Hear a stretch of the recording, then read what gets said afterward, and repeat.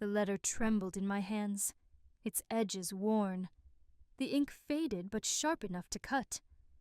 I stood in the foyer of the old family mansion, the air thick with dust and the ghosts of a life I thought I'd left behind. The chandelier above me flickered, casting jagged shadows across the marble floor, and I could feel them watching. My family, or what was left of them, their silhouettes looming in the doorway to the parlor. Not real ghosts, no, but the weight of their secrets, their betrayals, pressing against me like a storm about to break. I was 62, and I'd spent decades running from this place, from the truth folded in my hands. But now here I was, back in the house where it all began, the letter forcing me to face what I'd buried so long ago. The mansion hadn't changed much, though time had gnawed at its edges. The wallpaper peeled in thin curls, the once polished banister was dull with neglect, and the smell of mildew clung to everything. I'd driven up from the city that morning, my old sedan rattling over the gravel drive, the oaks lining the path as stern as ever, their branches clawing at the grey sky. I hadn't wanted to come. I'd told myself I was done with this place, with the family that had torn itself apart before I was old enough to understand why. But the letter arrived last week, slipped into my mailbox with no return address, and the moment I saw my sister's handwriting, Clara's tight, elegant script, I knew I couldn't stay away. Clara was gone, had been for 3 years, her heart giving out in a hospital bed while I was halfway across the country, teaching history to bored college kids. We hadn't spoken in decades, not since the fight that broke us, but her death hit me harder than I expected. I'd stood in my kitchen, the phone pressed to my ear as my cousin broke the news, and felt a hollow ache, like I'd lost something I didn't know I still had. The letter was her last word, written before she died, and it wasn't an apology or a farewell. It was a confession, one that cracked open the past and let the truth spill out like blood. I walked to the parlor, my footsteps echoing in the empty house, the letter still in my hand. The furniture was covered in dusty sheets, the fireplace cold, but I could still see it the way it was. My mother at the piano, her fingers hesitant on the keys, my father pacing, his voice low and sharp, Clara always watching, her eyes catching everything.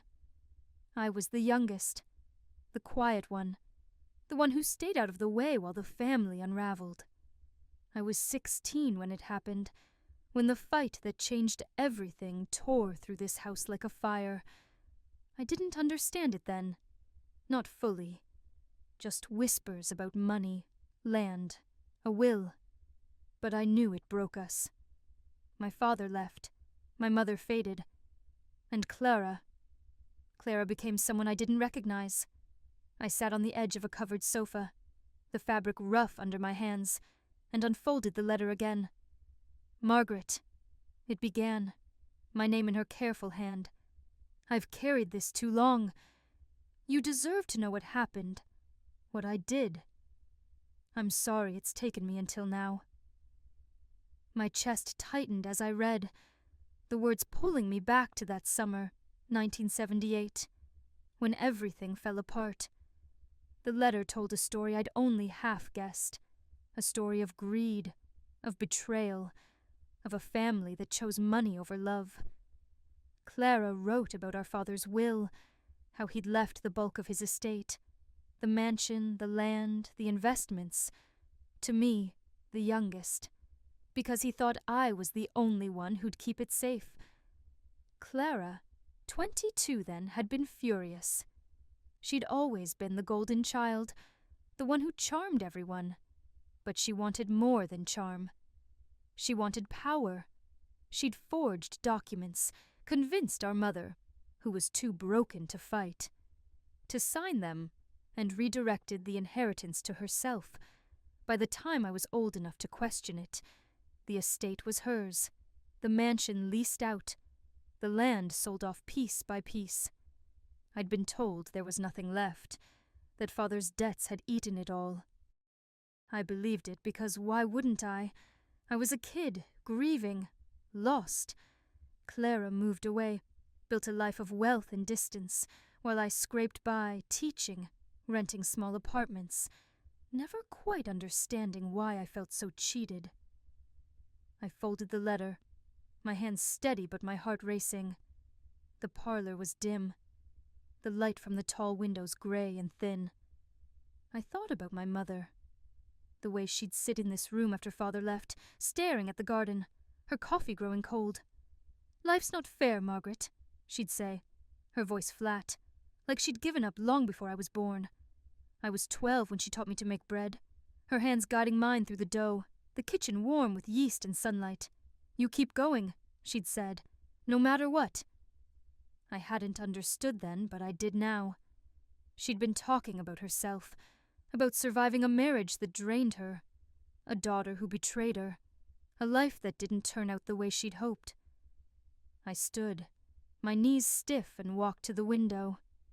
The garden was overgrown, the roses choked with weeds, but I could still see us there, Clara and me, kids, chasing fireflies, our laughter bright against the dusk. She'd been my hero once, my big sister, the one who braided my hair and told me stories about pirates and queens. How had we become strangers? How had she chosen money over me? I pressed my hand to the glass, the cold seeping into my palm, and felt the old anger stir. Not hot like it used to be, but heavy, like a stone I'd carried so long I'd forgotten it was there. I'd spent years blaming myself, thinking I'd done something to drive her away. I'd lie awake in my tiny apartment, the radiator clanking, and wonder what I'd missed, what I could have said to keep her close. I'd see her face in dreams, her smile sharp, her eyes distant, and wake up with an ache I couldn't name. But the letter changed everything. It wasn't me. It was her choices, her greed, her fear of being less than she wanted to be. I wasn't the one who broke us. I left the parlor, my steps slow, and climbed the staircase to the second floor. The air was heavier up here, the silence deeper, like the house was holding its breath. I stopped at Clara's old room, the door ajar, and pushed it open. The bed was stripped, the dresser empty, but I could still see her there, sitting at her vanity, brushing her hair, her reflection sharp in the mirror. I was 10, sneaking in to borrow her earrings, and she'd caught me, her laugh soft. "Your trouble, Maggie," she'd said, slipping the earrings into my hand. "But you're my trouble." I stood there now, 62, the memory so vivid it hurt, and wondered how that girl had become the woman who'd stolen from me. I didn't cry. I wanted to, but the tears wouldn't come. Instead, I felt a quiet resolve, like a fire kindling in my chest. I wasn't here to mourn Clara, or the family we'd been. I was here to reclaim what was mine. Not the money, not the land, but the truth. The strength I'd buried under years of doubt. I walked back downstairs, the letter in my pocket, and stood in the foyer again. The chandelier flickering above me. The shadows were still there, my family's ghosts, but they didn't scare me anymore. I was done running. I drove back to the city that night, the mansion fading in my rearview mirror, the stars bright above the highway. My apartment was waiting, small but warm, the kettle on the counter, my books stacked on the coffee table. I made tea, the steam curling in the lamplight, and sat at my kitchen table, the letter spread out before me. I thought about my father, the way he'd carry me on his shoulders through the garden, his voice rumbling with stories of his youth. "You're my legacy, Margaret," he'd said once, his hand warm on mine. I hadn't understood then, but I did now. He'd trusted me, and Clara had taken that trust, twisted it, made it something ugly. But it wasn't too late to honor him, to honor myself, The next morning I woke to the sound of rain tapping against my apartment window, a soft, steady rhythm that matched the quiet resolve still burning in my chest. I made coffee, the familiar hiss of the machine grounding me, and stood at the counter, watching the steam rise. The letter sat on the table, its edges curling slightly. Clara's words a weight I could feel even from across the room. I didn't read it again, not yet. Instead, I sipped my coffee, the mug warm in my hands, and let my mind wander back to the mansion, to the life I'd left behind, to the woman I'd become despite it all. I was 62, retired from teaching, living on a modest pension in a one-bedroom apartment with creaky floors and a view of the city's rooftops. It wasn't the life I'd imagined when I was young, when I dreamed of writing novels or traveling the world. But it was a good life, built from small, hard-won moments, grading papers late at night, laughing with students over their earnest debates, tending the potted herbs on my windowsill. I'd always told myself I didn't need much, that I was content with what I had. But Clara's letter had cracked that open, showing me how much I'd lost, how much had been taken. And now, I couldn't unsee it. I spent the day sorting through old boxes, ones I'd shoved into the closet years ago and never opened. They were full of relics from my past, photo albums, letters, a scarf my mother had knitted, its wool still soft despite the years. I found a picture of Clara and me, taken the summer before everything fell apart. We were in the mansion's garden, our arms around each other, the sun bright on our faces. I was 15, all gangly limbs and shy smiles. Clara was 21, her hair long, her eyes sharp with ambition. I touched the photo, my finger tracing her face, and felt a pang of grief, not for the sister I'd lost, but for the one I'd loved, the one who'd existed before greed changed her. I remembered a moment from that summer, sitting on the porch with my father. He was smoking a pipe, the sweet tobacco curling in the air, and I was reading, my legs tucked under me. "You've got a good heart, Margaret," he'd said, his voice low, like he was sharing a secret. "Don't let the world take that from you." I'd nodded, not really understanding, but his words stayed with me, a quiet anchor through the years. He'd died a year later, a heart attack that came without warning, and the mansion became a battleground, Clara and our mother fighting over his will, while I hid in my room, trying to make sense of a world that no longer made sense. I put the photo down, my hands trembling, and opened another box. There were legal documents, old bank statements, things I'd kept without knowing why. I wasn't a lawyer, but I'd always been good at piecing things together. Dates, names, numbers. I spread the papers on my table, the rain still falling outside, and started reading. Clara's letter had mentioned the forged documents, the ones she'd used to redirect Father's estate. I didn't expect to find proof, not after all these years, but there it was, a copy of the will, tucked in a folder I hadn't touched in decades. My name was there, in black and white, listed as the primary heir, just like Clara had said. I stared at it, my breath shallow, and felt the past shift, like a puzzle piece snapping into place. I didn't sleep that night. I sat at the table, the lamp casting a warm circle around me, and read through everything, bank records, letters, notes I'd scribbled as a teenager, trying to understand what was happening. By dawn I had a picture, not complete, but clear enough. Clara had worked with a lawyer, someone our mother trusted to alter the will. They'd sold the land piece by piece, and Clara had pocketed the money, building a life of wealth while I was told there was nothing left. Our mother had known, or at least suspected, but she'd been too weak, too broken to fight, and me, I'd been too young, too trusting to question it. The rain had stopped, the city quiet in the early light. I made more coffee, my hands moving on instinct, and stood at the window. Watching the rooftops glisten, I thought about my mother, the way she'd fade into silence after Father died, her hands shaking as she poured tea. I remembered her funeral 10 years after his, and how Clara hadn't come, sending a card instead, her handwriting cold and formal. I'd stood at the grave, alone, the wind sharp against my face, and felt like I'd lost more than just her. I'd lost the family I thought we were. I could have let it go. I could have folded the will back into its folder, put the boxes away, and kept living my quiet life. But something in me wouldn't let it.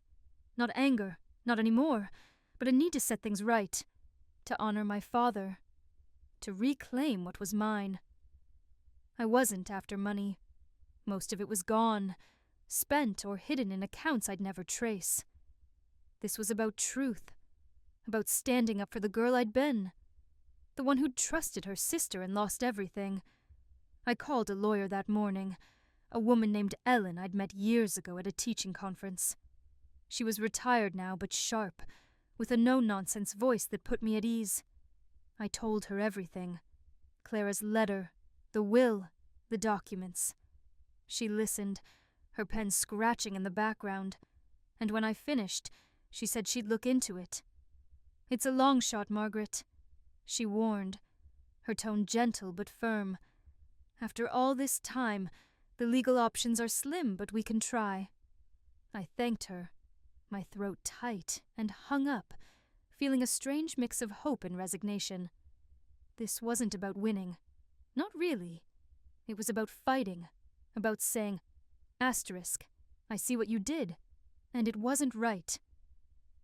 The weeks that followed were a blur of phone calls, emails, and trips to the library, where I dug through old records, my glasses slipping down my nose.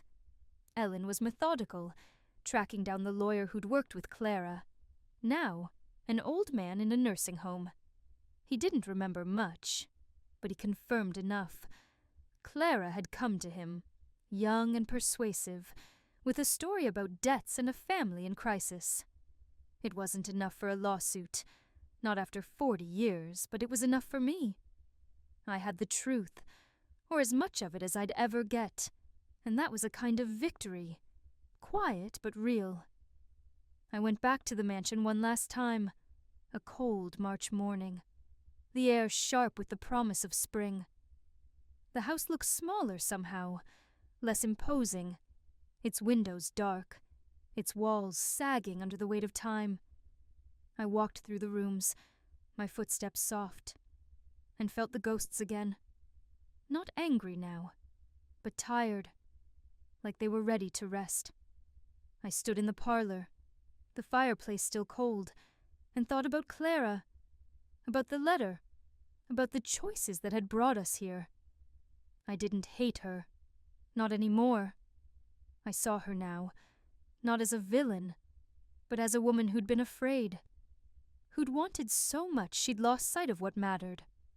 I forgave her, not because she deserved it, but because I deserved to be free. I left the mansion that day, the will in my bag, the letter in my pocket. I didn't need to keep the house, didn't need to fight for what was gone. I'd reclaimed something better, my voice, my strength, my father's trust. I drove back to the city, the highway stretching out before me, the sky breaking into light. My apartment was waiting, the herbs on the windowsill green and alive, the kettle ready for tea. I sat at my table, the photo of Clara and me beside me, and felt a peace I hadn't known I could find. The past was still there, its shadows long, but I wasn't running anymore. I was home, in myself, in the life I'd built, one truth at a time. The city welcomed me back with its familiar hum, car horns, footsteps, the distant wail of a siren weaving through the morning air. I parked my sedan in the garage below my building, the engine ticking as it cooled, and carried the weight of the mansion's silence up the stairs to my apartment. The will and Clara's letter stayed in my bag, but their presence followed me, like a shadow I could feel but not see. I set the kettle on, the soft click of the stove grounding me, and stood at the window, watching the rooftops shimmer under a thin layer of frost. I was 62, and for the first time in years, I felt the past not as a burden, but as a map, showing me where I'd been and how far I'd come.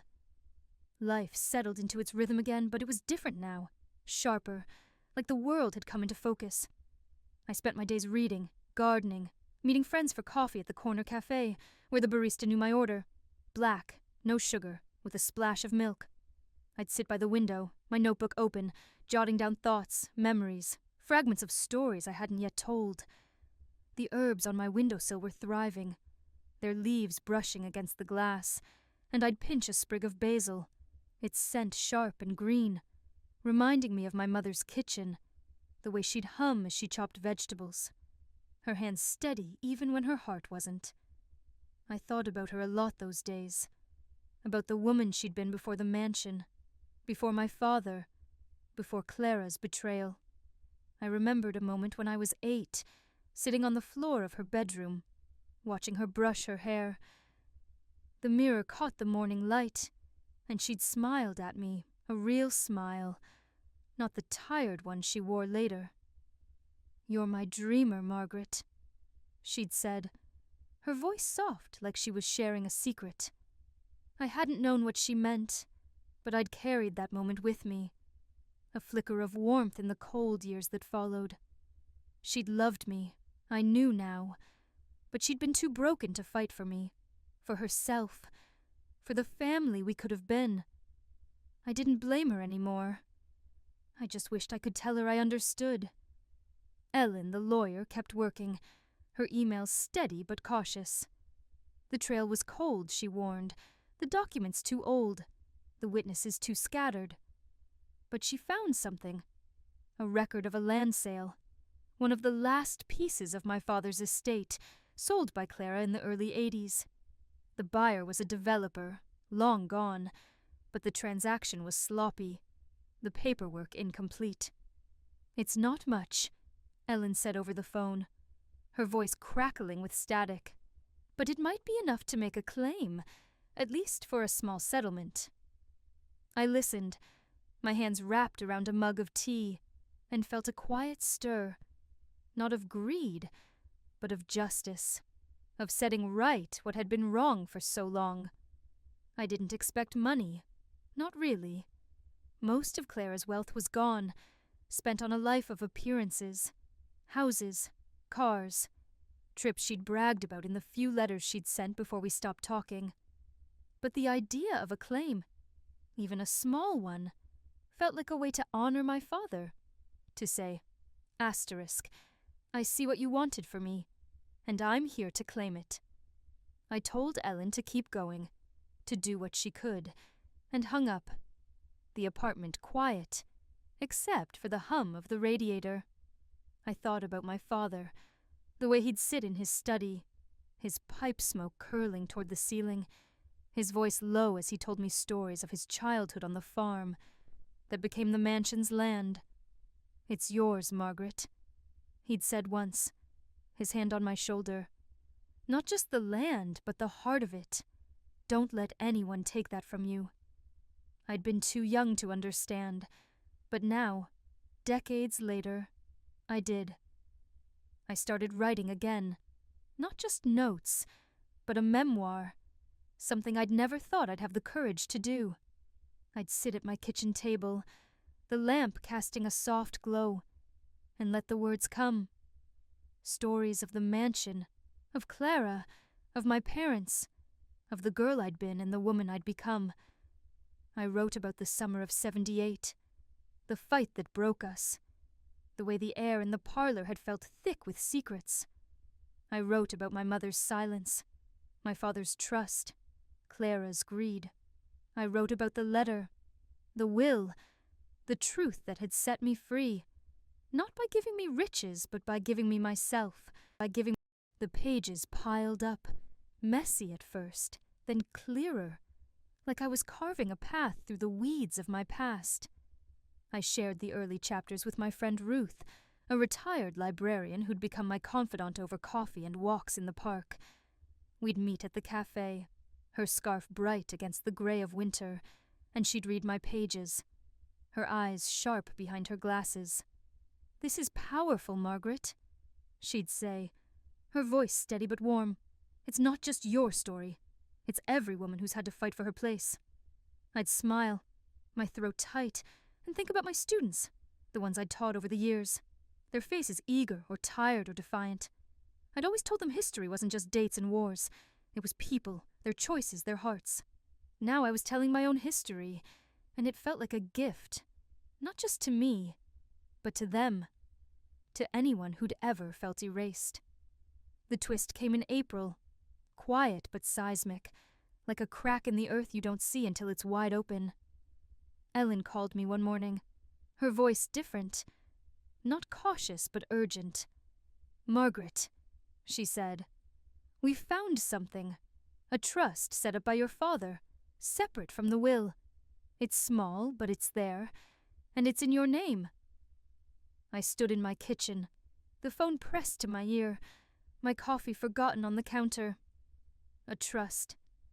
My father had hidden it, tucked it away where Clara's greed couldn't touch it. It wasn't much, enough for a modest savings, maybe a trip or two, but it was his last gift to me, his way of saying, "Asterisk, I see you, Margaret. I always did." I sat down, my legs shaky, and felt tears come, not the kind that hurt, but the kind that heal. I thought about my father, his pipe, his stories, the way he'd look at me like I was his whole world.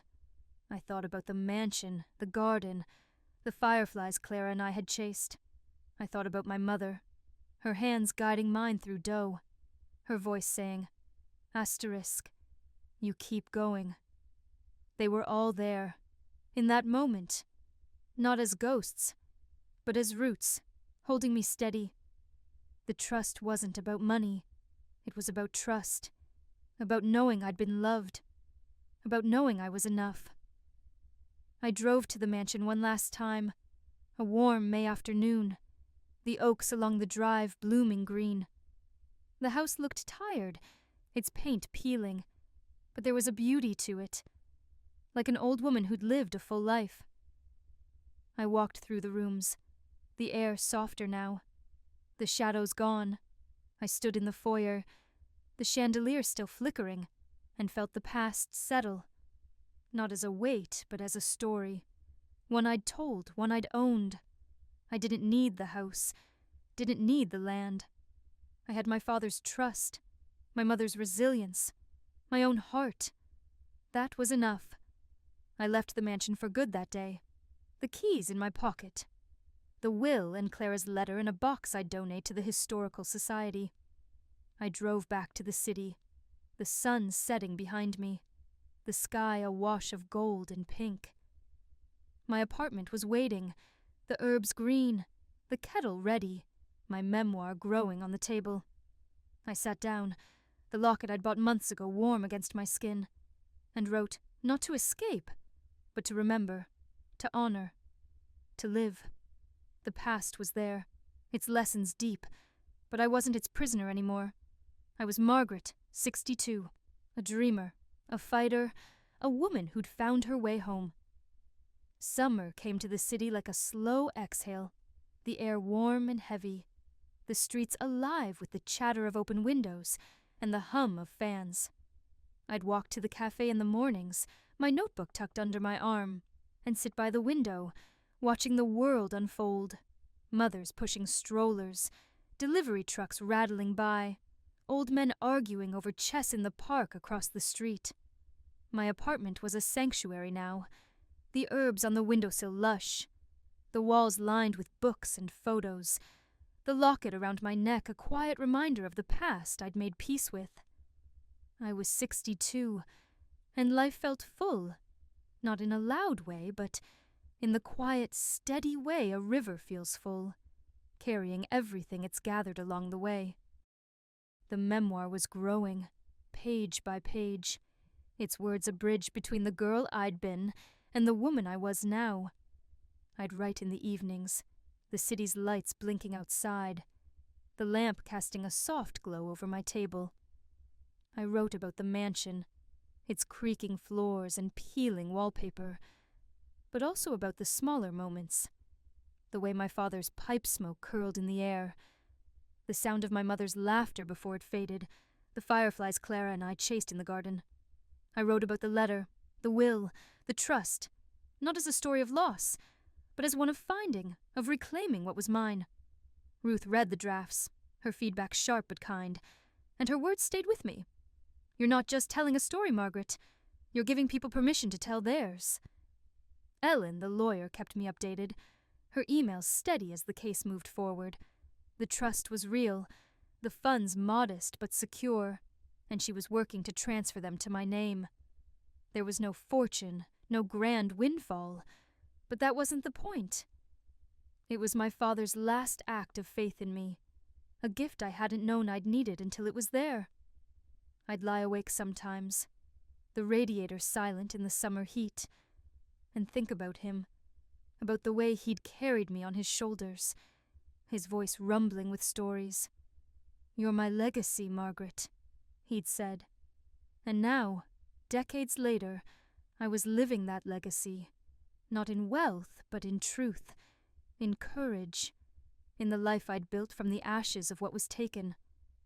I started sharing my story more, not just in writing, but in person. Ruth invited me to a local book club, a small group of women who met in a community center, their faces lined with years and wisdom. I was nervous, my hands sweaty as I stood at the front of the room. But when I started talking about the mansion, about Clara, about the letter, their eyes held mine, soft with recognition.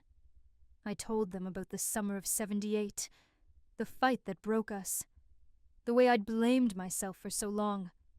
I told them about the trust, about finding my father's love in a document I'd never expected to see. When I finished, the room was quiet, and then a woman named Grace, her hair white, her hands folded in her lap, said, "You've given me hope, Margaret. I lost my family to secrets too. Maybe it's not too late to find my way back." I nodded, my throat tight, and felt a purpose I hadn't known I could have. Not to fix anyone, but to stand with them, to say, "You're not alone." The book club led to more invitations, libraries, senior centers, even a small radio show where I sat in a cramped studio, the microphone too close, and talked about resilience, about how pain can be a teacher if you let it. I wasn't a celebrity, not even close, but I didn't need to be. Every nod, every hand that reached for mine, every quiet thank you after a talk was enough. I thought about my students, the ones I'd taught over the years, their essays full of dreams and doubts. I'd always told them to look for the human in history, the heart behind the facts. Now, I was living that, sharing my heart, my history, and finding it mattered. But there were still moments when the past pressed close, its edges sharp. One humid August evening, I was watering my herbs, the city buzzing below, when I found an old letter in a drawer, one I'd forgotten about. It was from Clara, written years before her confession, back when I was still teaching, still hoping we could mend things. "Margaret," it read, "I'm sorry we don't talk. Life's complicated, but I miss you." I stood there, the watering can heavy in my hand, and felt a pang of what could have been. I remembered a moment from when I was 13, sitting on Clara's bed, watching her pack for college. She'd been excited, her eyes bright, but she'd stopped to hug me, her arms tight. "We'll always be sisters, Maggie," she'd said. I'd believed her then, but life had other plans. I didn't cry, but I sat on the couch, the letter in my lap, and let the grief come. Not for Clara, not exactly, but for the sisterhood we'd lost, for the years we'd spent apart, for the woman she might have been if she hadn't chosen greed. I thought about my mother, her hands shaking as she poured tea, her voice saying, "Asterisk, you keep going." I thought about my father, his pipe, his trust. They'd all shaped me, but so had Clara in her own way. Her betrayal had broken me, but it had also pushed me to find my strength, to build a life that was mine, not defined by what she'd taken. The second twist came in September, quiet but profound, like a sunrise you don't notice until it's bright. Ellen called me one morning, her voice calm but warm. "Margaret," she said, "we've settled the claim. The trust is yours, and there's a small piece of land, too. A parcel Clara never sold. It's not much, just a few acres, but it's in your name now." I stood in my kitchen, the phone pressed to my ear, my coffee cooling on the counter. Land. My father's land. The farm he'd loved. The heart of his legacy. I didn't know what to say, so I just thanked her, my voice thick and hung up. The apartment so quiet I could hear my own heartbeat. I drove to the land the next weekend. A clear autumn day, the sky wide and blue. It was just outside the city. A small patch of earth surrounded by fields, the grass golden in the sunlight. I parked my car, my boots sinking into the soft ground, and walked to the center, the air sweet with clover and dirt. I closed my eyes, the wind cool against my face, and saw my father there, his hands in the soil, his smile wide. "This is yours, Margaret," he'd said. And now, after all these years, it was. I didn't plan to build on it, didn't need to own it in that way. It was enough to stand there, to feel him, to know I'd honored his trust. I went back to the city that night, the stars bright above the highway, my apartment waiting like an old friend. I sat at my table, the memoir open, and wrote about the land, about the trust, about the love that had outlasted betrayal. The past was still there, its shadow soft now, not heavy, but part of me, like the lines on my face, the grey in my hair. I was Margaret, 62, a teacher, a writer, a woman who'd faced her ghosts and found her strength, not in anger, but in truth, in love, in the quiet act of claiming her own story. Fall painted the city in hues of amber and crimson, the leaves crunching under my boots as I walked to the cafe each morning. The air was crisp, carrying the scent of wood smoke and damp earth, and I'd sit by the window, my coffee steaming, my notebook open to a new page. The memoir was nearly finished now, its chapters a tapestry of the mansion, my family, and the woman I'd become. I'd write until the lunch crowd arrived, their voices a soft hum, and feel a quiet pride, not in the words themselves, but in the act of telling, of giving shape to a past that had once felt too heavy to hold. I was 62, and life wasn't just something I lived anymore. It was something I shaped, something I claimed, one story at a time. The trust money came through in October, a modest sum deposited into my account, enough to pay off my car, take a trip, maybe fix the leaky faucet I'd been ignoring. I didn't touch it right away. Instead, I sat at my kitchen table, the check from Ellen's office in front of me, and thought about my father, about the land he'd loved, about the legacy he'd wanted for me. I remembered a moment from when I was 9, sitting in his study, the air thick with pipe smoke. He'd been reading, his glasses low on his nose, and I'd been drawing, my crayons scattered across his desk. "What do you want to be, Margaret?" he'd asked, his voice gentle. I'd shrugged, shy, and said, "Happy." He'd laughed, his eyes crinkling, and said, "That's the best answer I've ever heard." I hadn't understood then, but now, holding that check, I did. Happiness wasn't a place or a thing. It was a choice, one I'd made over and over despite everything. I decided to use the money for something meaningful, not for myself, but for others. I called Ruth, who'd been volunteering at a local community center, and asked about their programs. They needed books, she said, for a literacy group for older women, many of whom had never had the chance to learn. I thought about my mother, her hands shaking as she read the newspaper, her education cut short by a marriage that demanded too much. I thought about my students, their faces bright with questions, their futures open because someone had taught them to read, to think, to dream.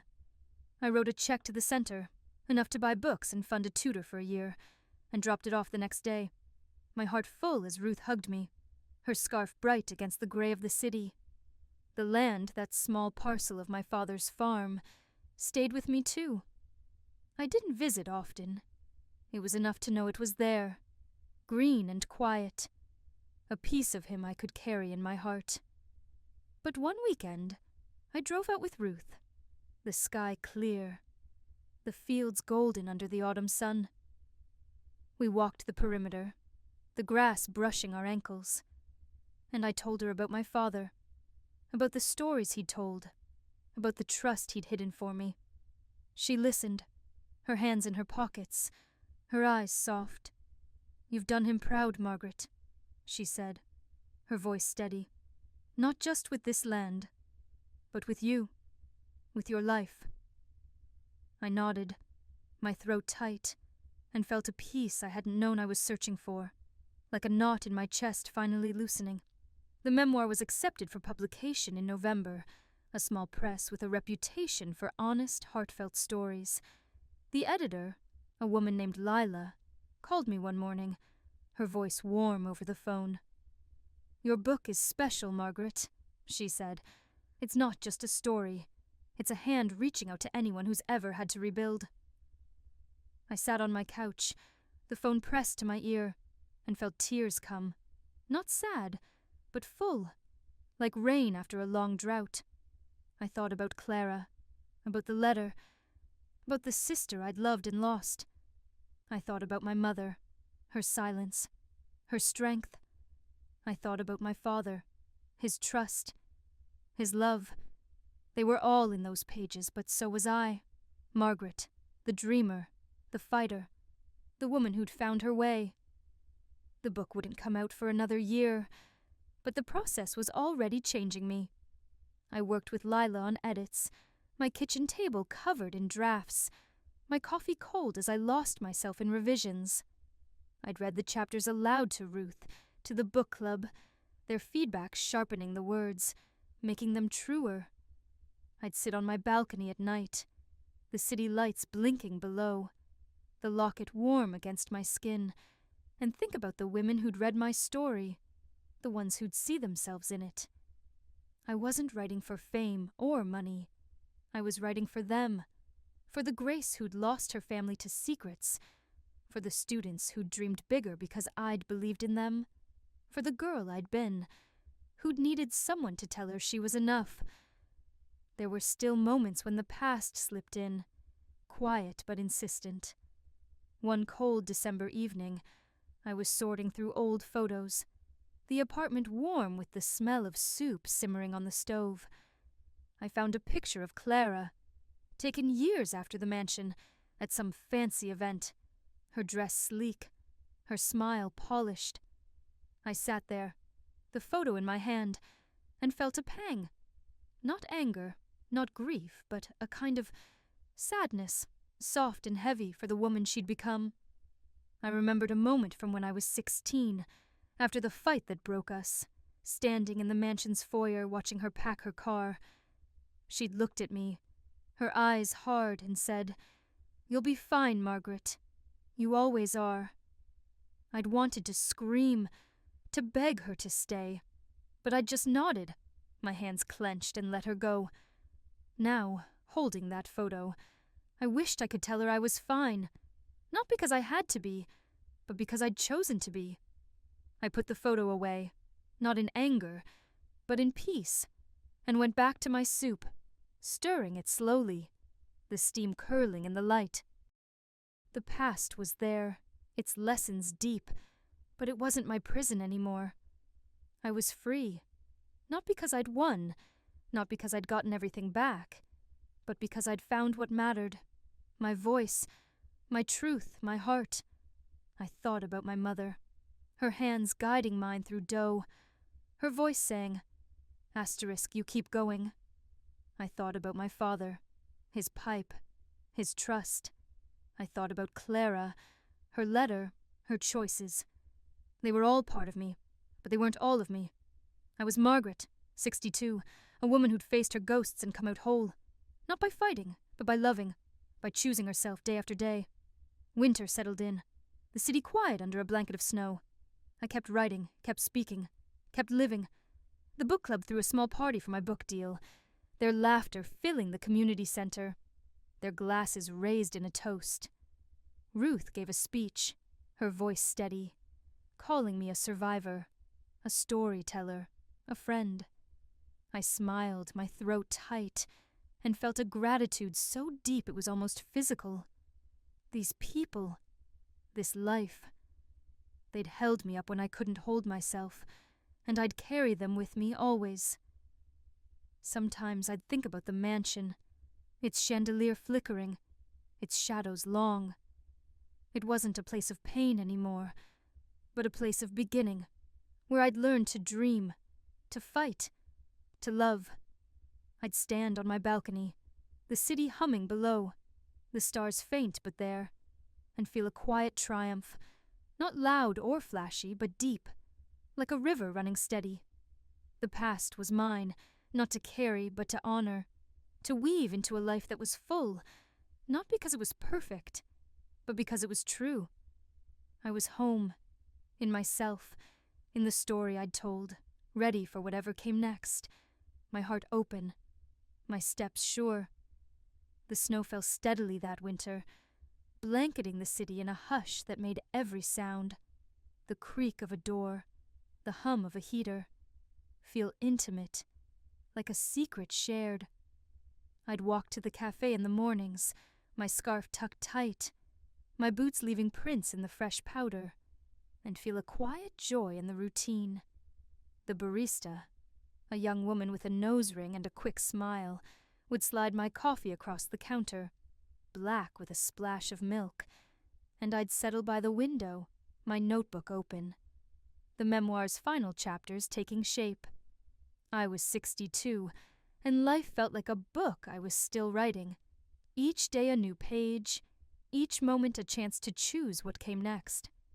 The memoir was almost ready to send to Lila, the editor, its pages a map of my heart, the mansion, my family, the betrayal, the trust, the woman I'd become.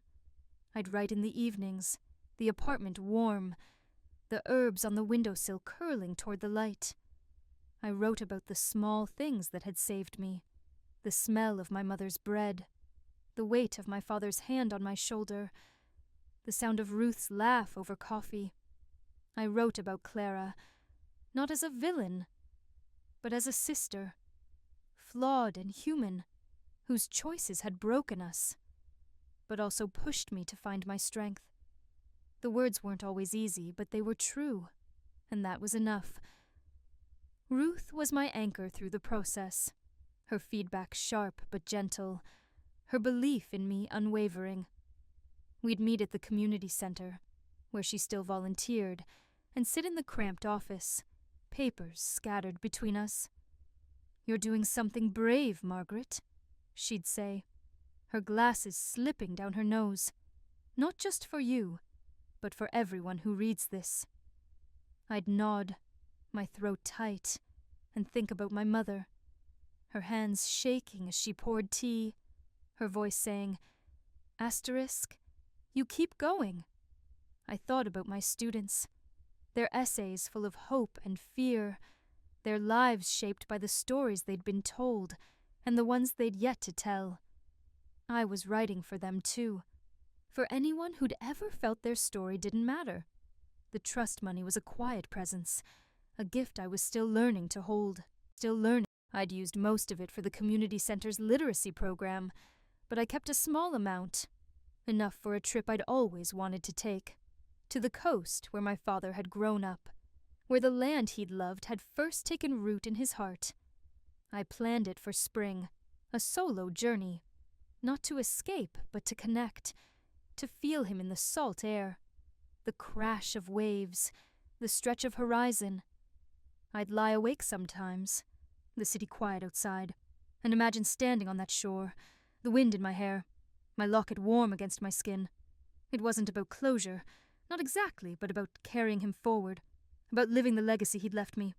The speaking engagements continued, each one a chance to share my story, to listen to others. I spoke at a senior center one snowy afternoon, the room full of faces lined with years, their eyes bright with recognition as I talked about the mansion, about Clara, about rebuilding.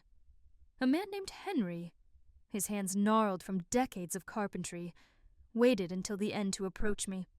"My brother took everything," he said, his voice low. "Our family's business. Our father's name. I let it go. But hearing you, maybe I can still claim something back." I took his hand, his skin rough against mine, and said, "You can. It's never too late." He nodded, his eyes wet, and I felt a purpose so deep, it was almost sacred, not to fix, but to witness, to stand with someone in their truth. There were moments, though, when the past slipped in, soft but heavy like snow piling up unnoticed. One cold January evening, I was sorting through my closet, looking for a scarf, when I found a box I'd forgotten about. Inside was a journal, one I'd kept in my 20s, its pages yellowed, its ink faded. I sat on the floor, the apartment quiet except for the radiator's hum, and read my own words, angry, lost, full of questions about Clara, about why she'd left me, about what I'd done wrong. I remembered writing it, sitting in a tiny apartment, the walls thin, the city loud outside. I'd been teaching then, my days full of lesson plans and grading, my nights full of doubt.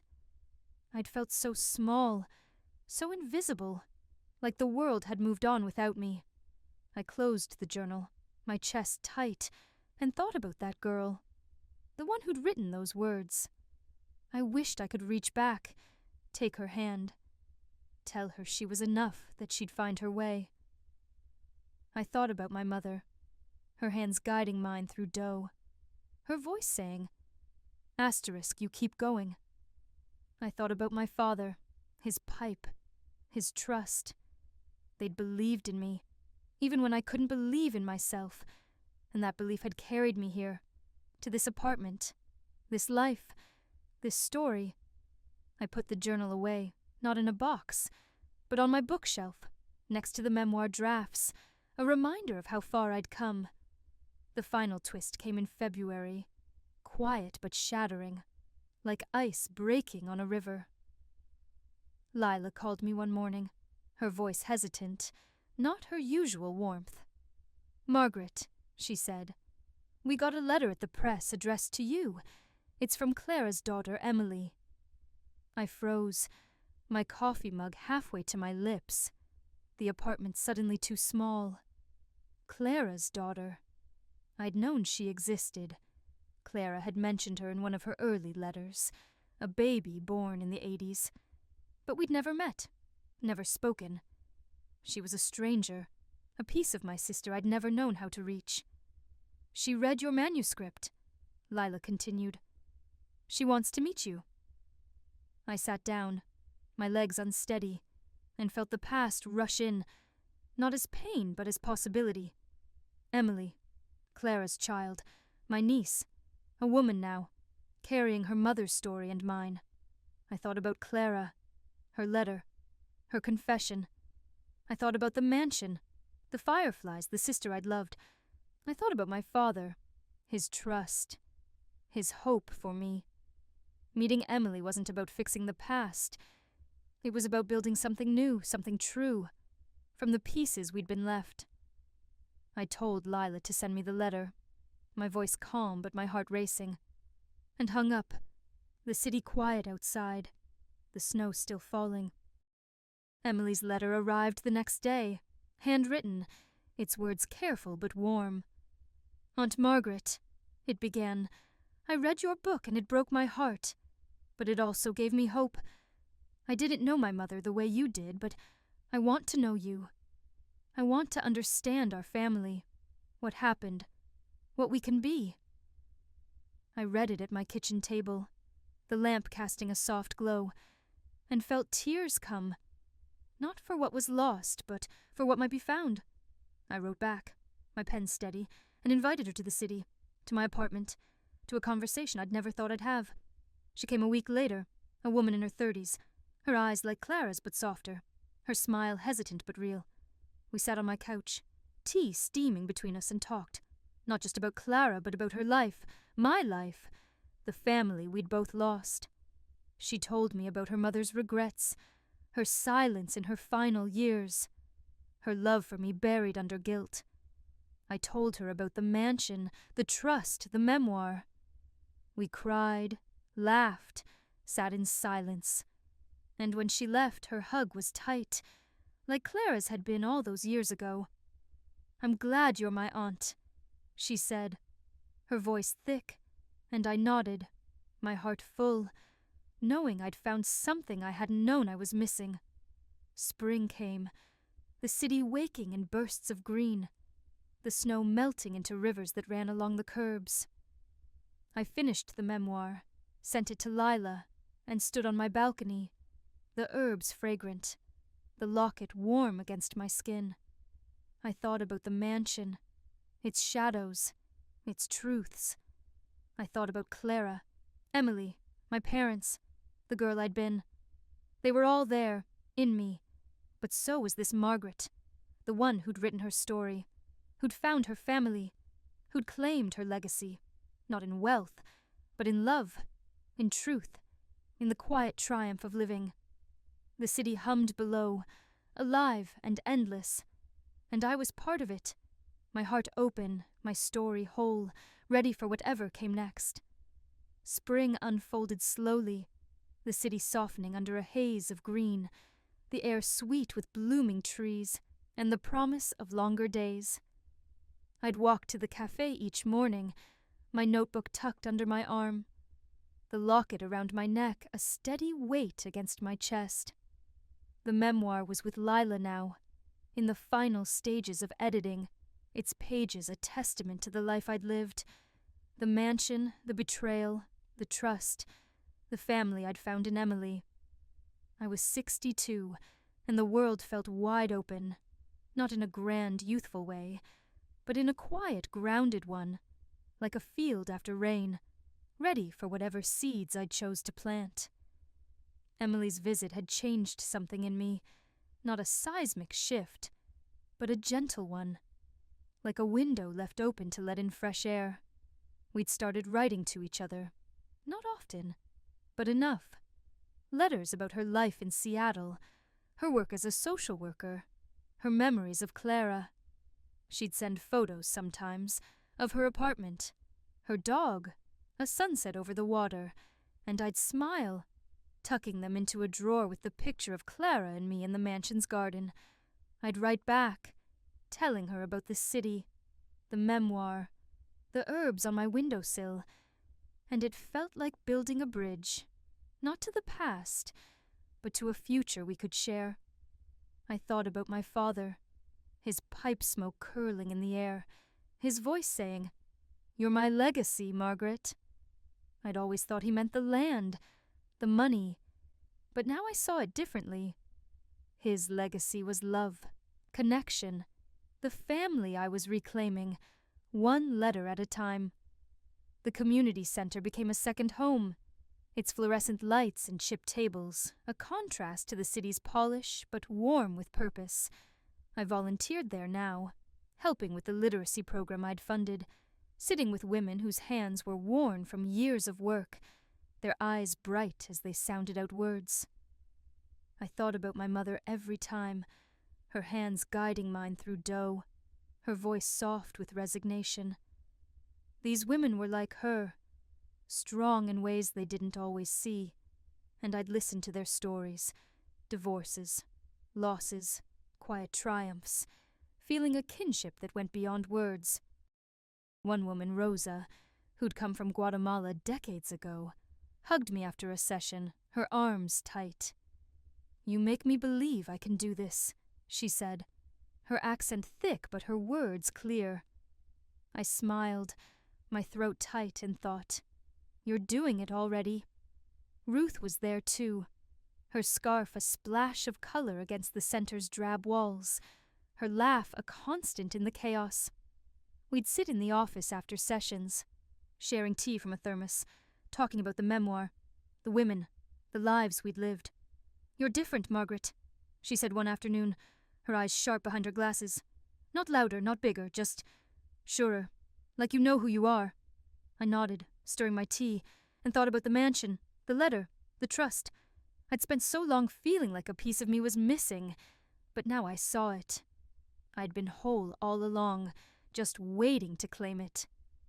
The memoir's publication was set for the fall, and Lila sent me mock-ups of the cover. A simple image of a field under a stormy sky, the light breaking through. It was perfect, not flashy, but true, like the story itself. I'd sit on my balcony at night, the city lights blinking below, and imagine the book in someone's hands, its pages turned by a woman like Rosa, like Grace, like me. I wasn't writing for fame. I'd never wanted that, but for the quiet nod of recognition. The moment when someone read my words and thought, "I'm not alone." I thought about my students, their essays full of dreams, their questions about history, about life. I'd told them stories mattered, and now I was living that, my story a light for someone else's path. But the past was never far, its echoes soft but persistent. One warm June evening, I was watering my herbs, the city buzzing below, when I found an old postcard in a book. One Clara had sent years ago, before the silence between us grew too wide. It was from Paris, a picture of the Eiffel Tower, her handwriting quick and bright. "Maggie," it read, "this city is magic. Wish you were here."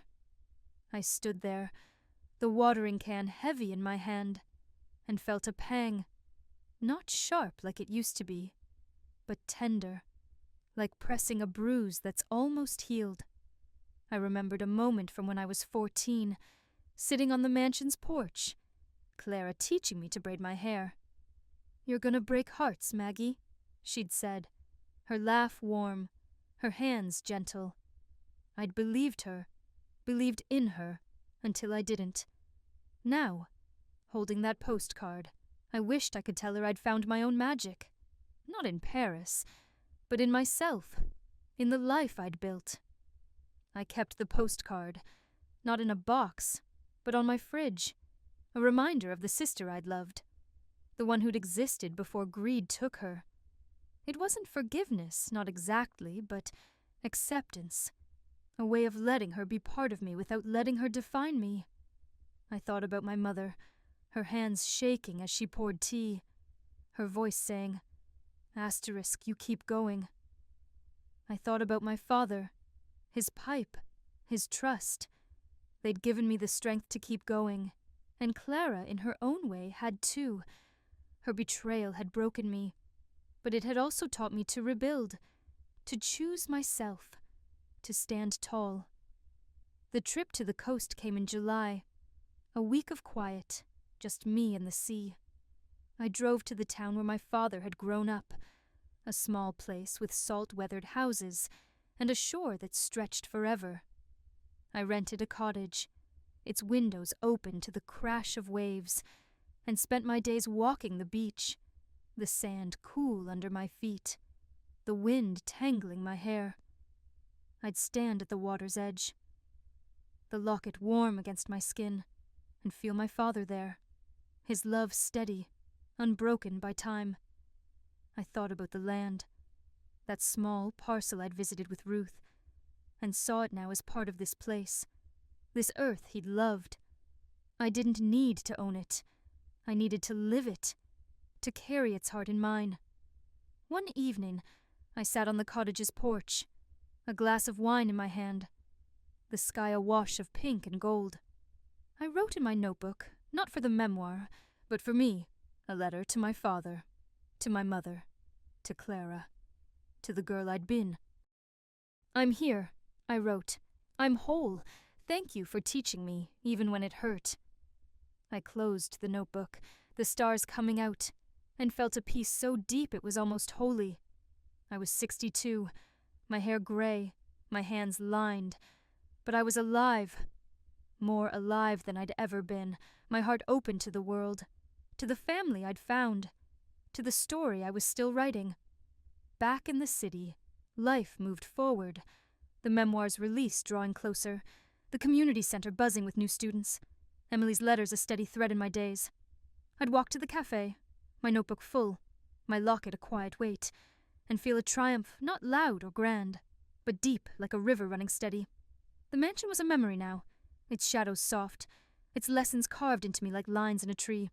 I'd stood in its ruins and come out stronger, not by fighting, but by loving, by choosing truth, by claiming my story. The city stretched out before me, alive and endless, and I was part of it, my heart sure, my steps light, ready for whatever came next, knowing I'd meet it as myself, whole and free. Summer faded into fall, the city settling into a rhythm of cool mornings and golden afternoons, the leaves piling along the curbs, like memories waiting to be swept away. I'd walk to the cafe each day, my coat unbuttoned, the locket around my neck catching the light, and feel a quiet certainty, like I'd finally found the ground beneath my feet. The memoir was in its final stages, the proofs arriving in a thick envelope, their pages heavy with my story. The mansion, Clara, the trust, Emily, the woman I'd become. I was 62 and life wasn't something I was chasing anymore. It was something I held, something I shaped, something that felt like home. The community center was bustling, the literacy program growing with new faces, women whose stories echoed my own, mothers, daughters, survivors, all learning to read, to write, to claim their voices. I'd sit with them in the evenings, the fluorescent lights humming, and guide their hands through letters, their pencils scratching softly against paper.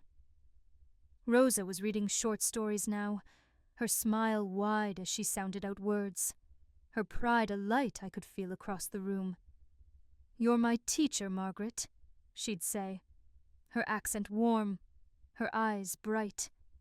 I'd shake my head smiling and think about my own teachers, my mother, her hands kneading dough, my father, his pipe smoke curling, even Clara, whose betrayal had taught me resilience in ways I'd never expected. I was teaching, yes, but I was learning too, about strength, about connection, about the power of a story told true.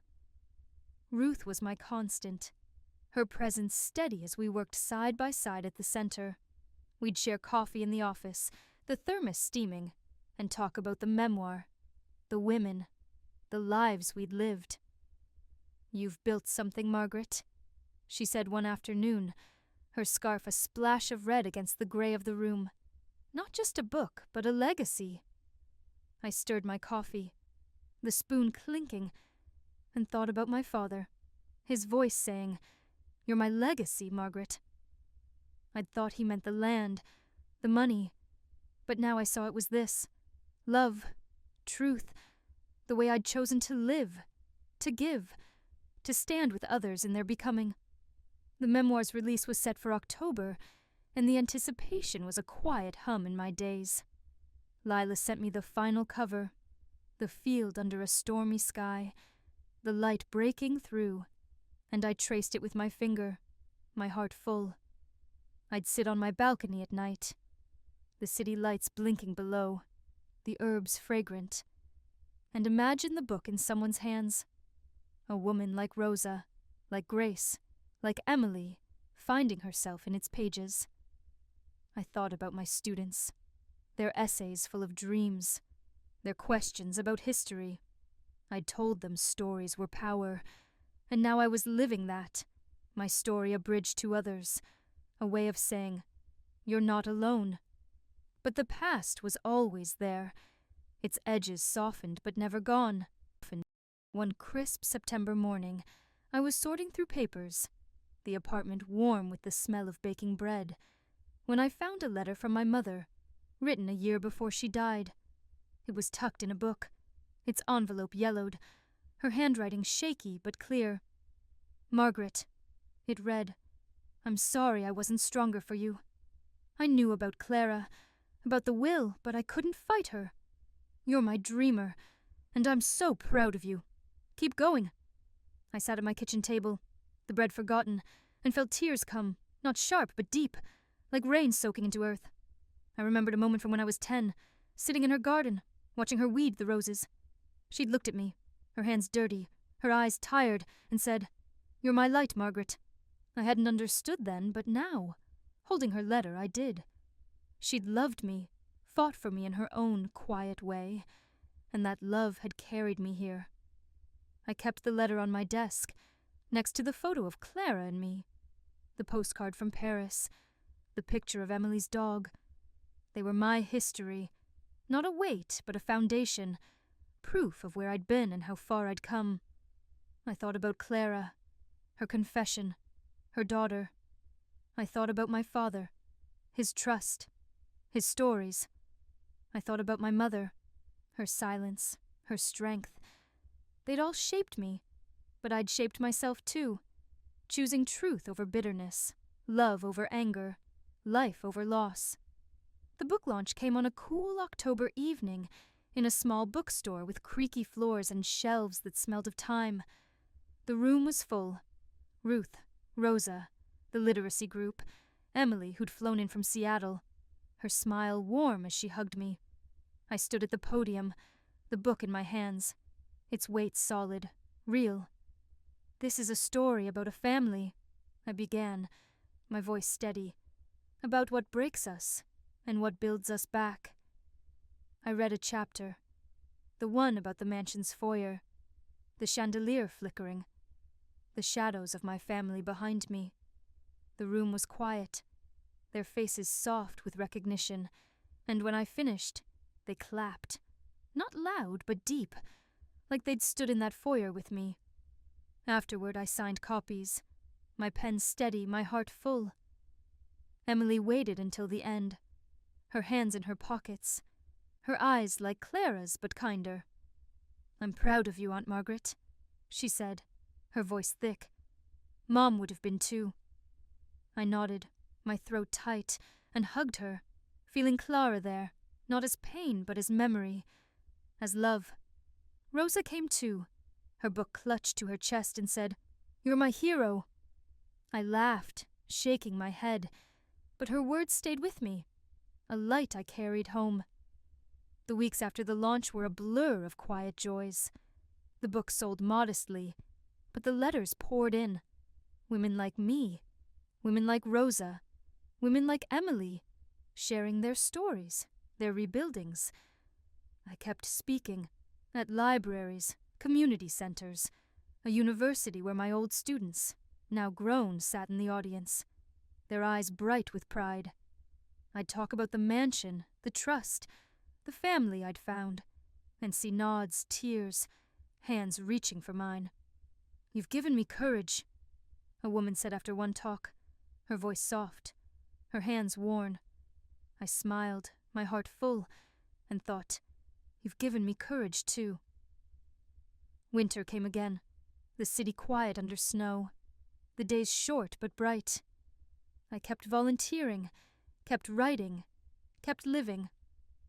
Emily visited for Christmas, her laughter filling my apartment, her stories of Seattle weaving into mine.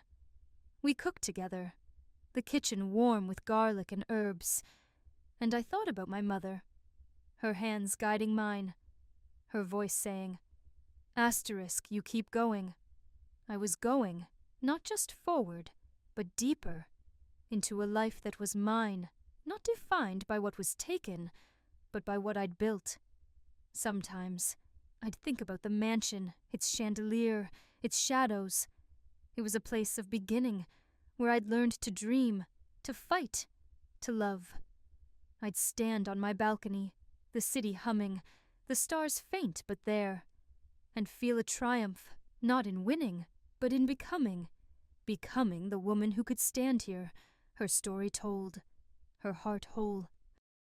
The past was mine, not to carry, but to cherish, to weave into a life that shone like the stars I'd once chased.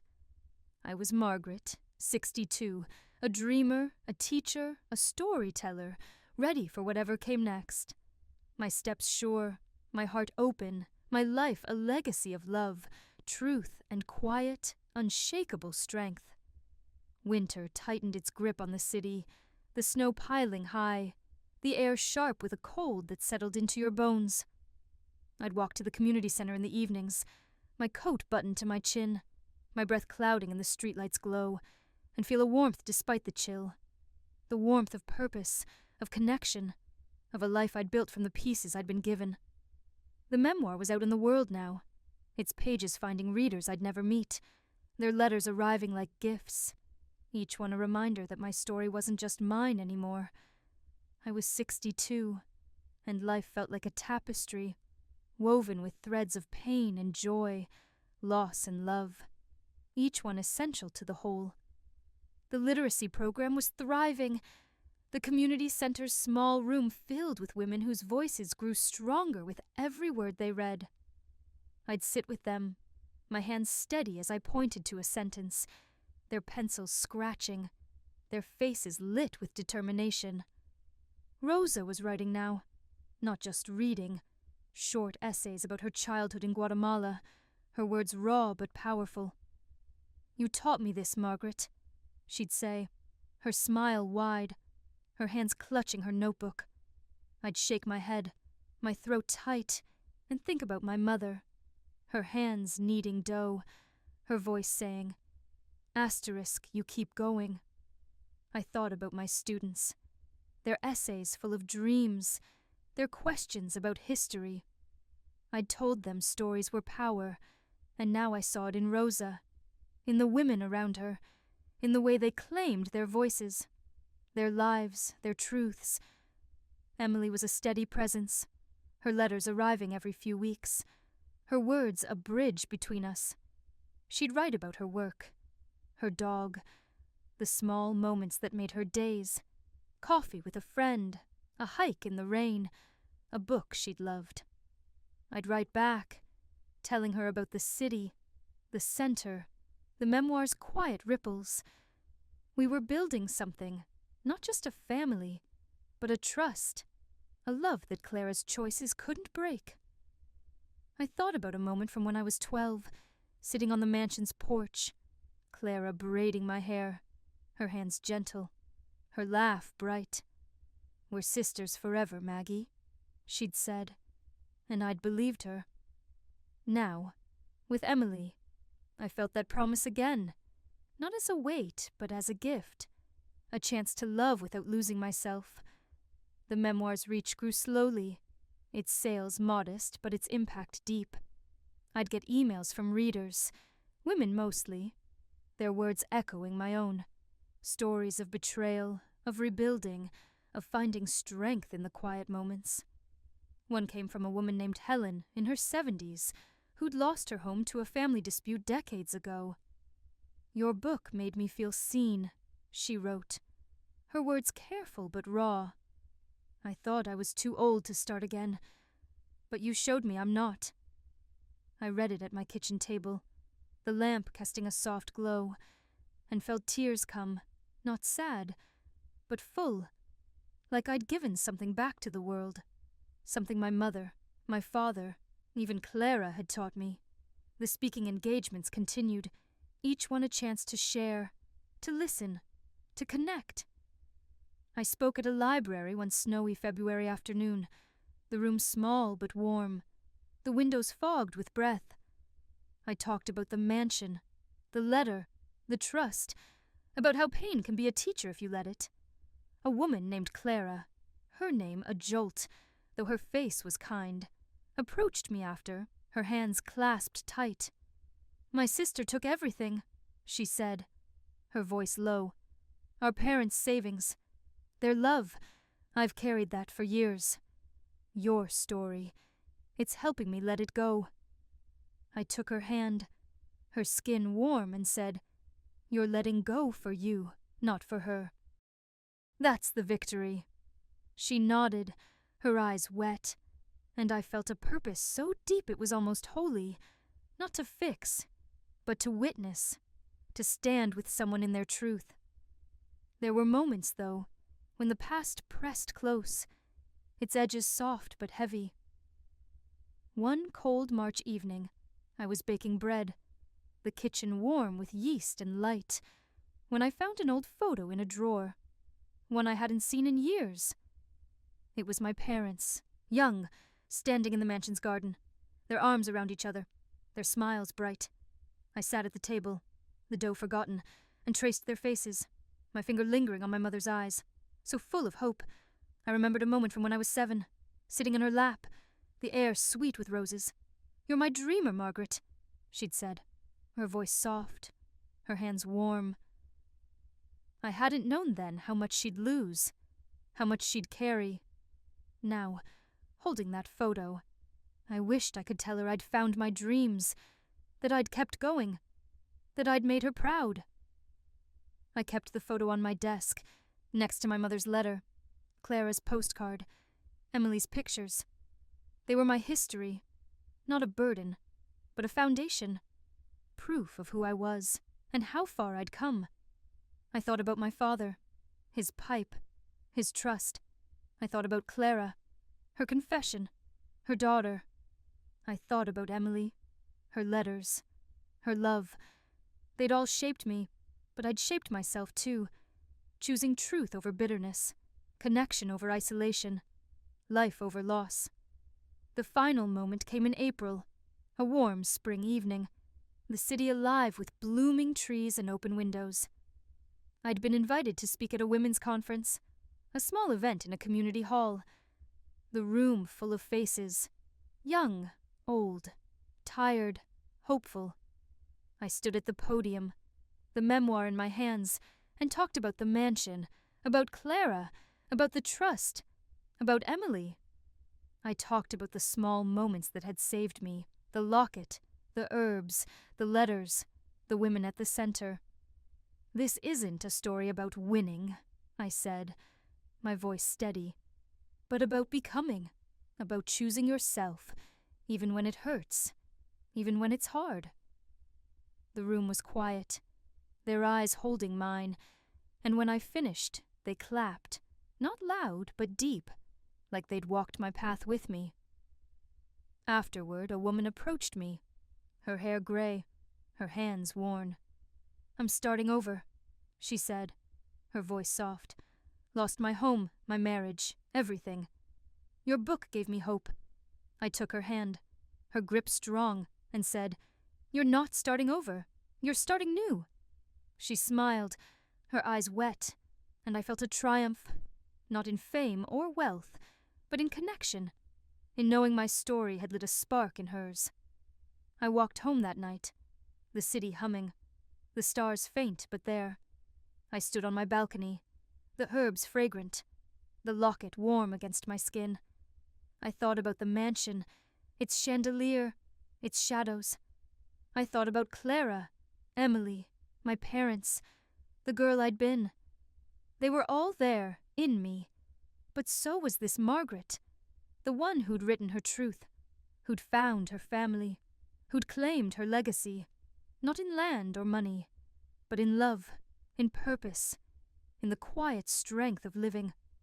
The past was mine, not to carry but to cherish, to weave into a life that shone like the stars I'd once dreamed of. I was 63 now, my hair gray, my hands lined, but I was alive, my heart open, my story whole, ready for whatever came next, knowing I'd meet it as myself, free and sure. The city bloomed into summer, the air thick with heat and the scent of blooming jasmine, the streets alive with the chatter of open windows and the laughter of kids playing in the park. I'd walk to the community center each evening, my sandals soft against the pavement, the locket around my neck a familiar weight, its silver warmed by the sun. The memoir was out in the world, its quiet ripples spreading, letters from readers, invitations to speak, moments when someone would stop me in the cafe, their eyes bright and say, "Your book changed me." I was 63, and life felt like a garden I'd tended through storms and seasons, its roots deep, its flowers vivid, each one a testament to the woman I'd become. The literacy program at the community center was a heartbeat, steady and strong. I'd sit with the women under the fluorescent lights, their notebooks open, their voices growing bolder with every word they wrote. Rosa had finished her first short story, a piece about her mother's kitchen in Guatemala, the air thick with spices and love. She read it to the group one evening, her hands trembling but her voice clear, and when she finished, the room erupted in applause, her smile brighter than the sun. "You did this, Margaret," she said, hugging me, her notebook clutched to her chest. I shook my head, my throat tight, and thought about my own mother, her hands guiding mine through dough, her voice saying, "Asterisk, you keep going." Rosa was going, and so was I, our stories intertwined, our strength shared. Emily was a constant now, her visits more frequent, her laughter filling my apartment like light. She'd come for a weekend in June, her dog trailing behind her, and we'd cook together, the kitchen warm with garlic and herbs, the windows open to the city's hum. We talked about Clara, not as a wound, but as a memory, a woman who'd loved us both in her flawed human way. "I wish I'd known you sooner," Emily said one night, her wineglass catching the lamplight, her eyes like Clara's but softer. I smiled, my heart full, and said, "We're here now." I thought about a moment from when I was 15, standing in the mansion's garden, Clara chasing fireflies with me, her laugh bright against the dusk. That girl was gone, but her echo lived in Emily, in the family we were building, one moment at a time. The memoir's impact grew, not in sales, though they were steady, but in the lives it touched. I'd get letters from women across the country, their words raw, their stories echoing mine. Sisters who'd betrayed, parents who'd failed, legacies lost and found. One came from a woman named Ruth, not my Ruth, but another in her 80s, who'd read the book in a nursing home. "I thought my story was over," she wrote, her handwriting shaky, "but you showed me it's not. I'm writing now for my grandkids so they know who I was."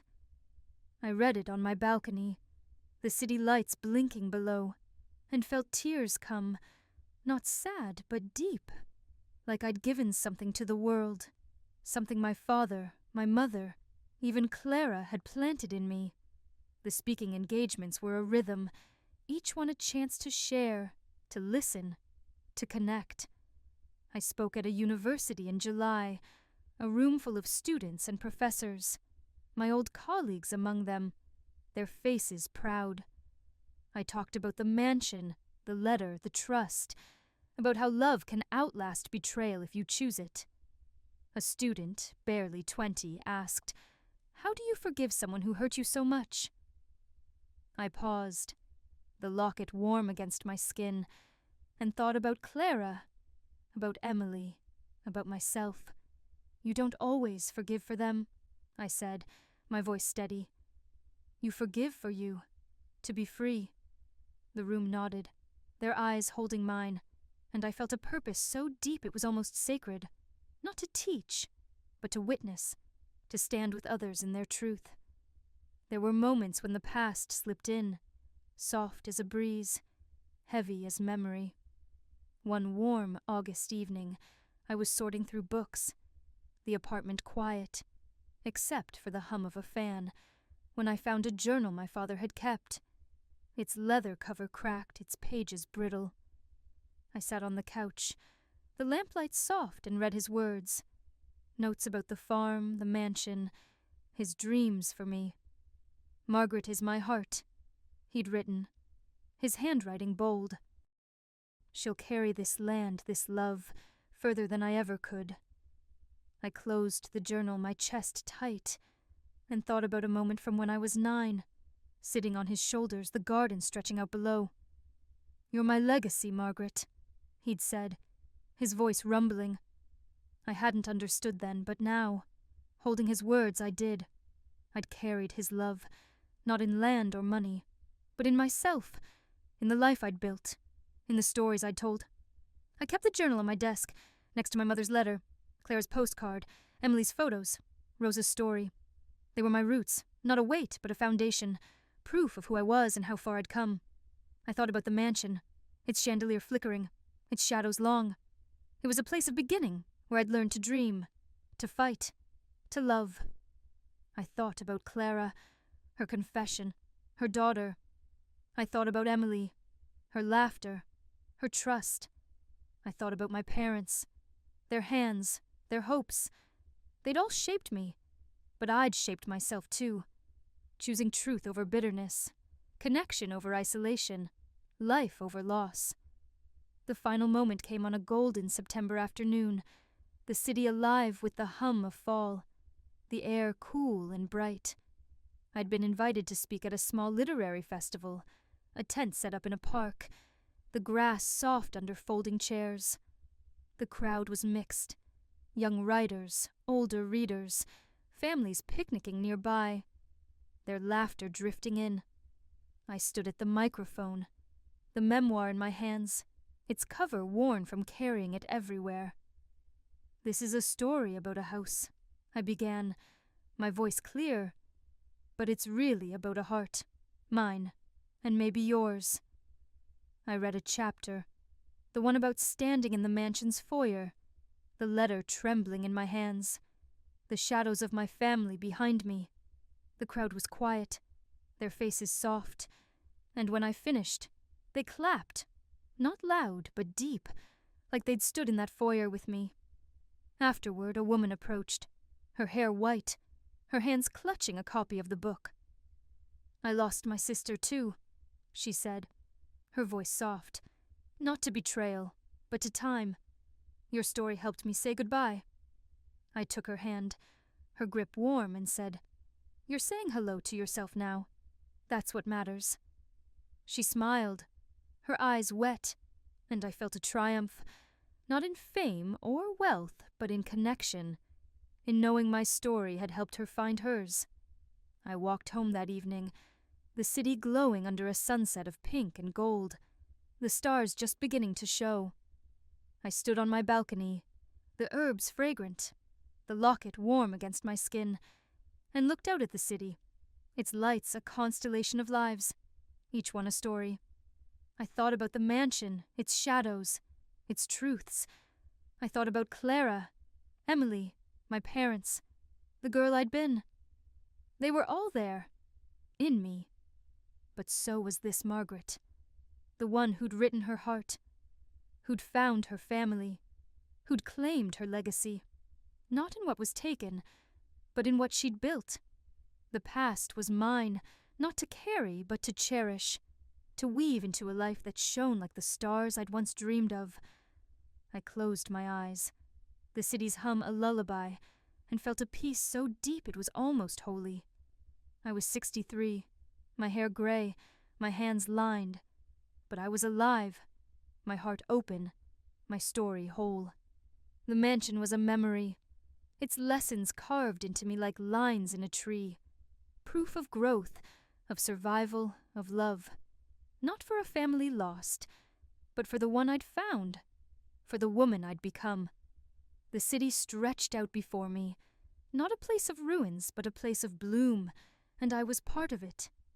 My story woven into its light, my future unwritten but ready, waiting for me to live it one brave, quiet step at a time.